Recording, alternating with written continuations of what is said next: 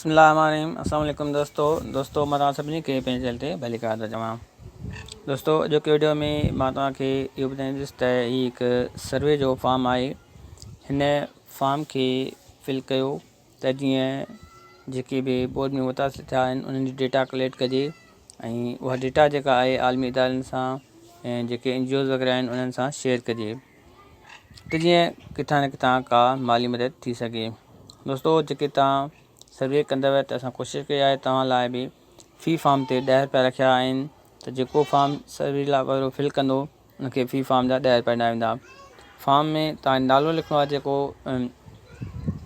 माण्हू हूंदो घर वॾो हूंदो उनजो नालो लिखो, उनजे पीउ जो नालो लिखो, उनजो NIC नंबर लिखो, उन मोबाइल नंबर लिखो, उनजो तालको, ज़िलो ऐं यूनियन काउंसिल कई त उन खां पोइ तव्हां ऑप्शन सिलेक्ट कंदव। करंटली लिविंग पोजीशन किथे पियो रहे, हिते मुख़्तलिफ़ ऑप्शन पंहिंजे घर में पियो रहे, फ्री कैंप पियो रहे या रिलेटिव जे घर में पियो रहे या रोड ते ओपन स्काई मां या अदर काई आहे त उहो ऑप्शन लिखिणो आहे।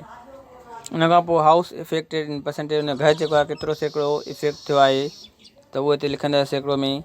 उन खां पोइ जेकॾहिं उहो कैंप में रहे थो त कैंप जो नालो लिखंदव। उन खां पोइ जेको फॉर्म भरे थो उहो पंहिंजो हिते जेस कैश या इज़ी पैसा अकाउंट नंबर लिखंदो ऐं उन खां पोइ हेठि अकाउंट टाइप कंदो, सिलेक्ट कंदो त उनजो अकाउंट जेको आहे जेस कैश जो आहे या इज़ी पैसा जो आहे।